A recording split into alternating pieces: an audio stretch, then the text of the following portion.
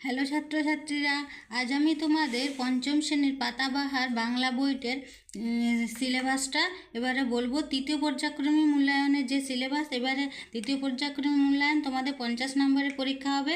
50 নম্বরের বইয়ের থেকে কোন কোন পড়াগুলো থাকবে: মাস্টারদা, মুক্তির মন্দিরে সপানো তোলে, মিষ্টি, তাল নবমী, একলা, শরৎ তোমার, আকাশের দুই বন্ধু, বোম্বাগড়ের রাজা, আর বই পড়ার কায়দা কানুন।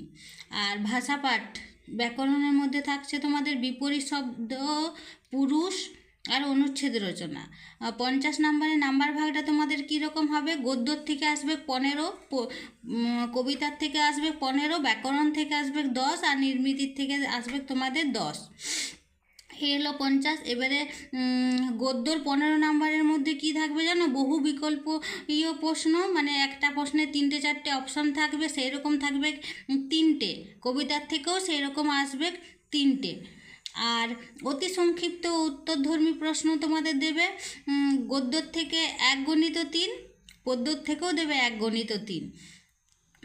আর ব্যাখ্যাভিত্তিক সংক্ষিপ্ত উত্তরধর্মী প্রশ্ন থাকবে 2 নম্বরে 2 গণিত 2, আর এটা গদ্যর থেকে 2 গণিত 2, পদ্যর থেকেও তোমাদের 2 গণিত 2। আর রচনাধর্মী মানে বড় প্রশ্ন তোমাদের এবারে একটা করে লিখতে হবে। গদ্যর থেকেও একটা দেবে 5 নম্বরের, পদ্যর থেকেও একটা দেবে 5 নম্বরের। এই হয়ে গেল তোমাদের গদ্য পদ্যর 15 করে।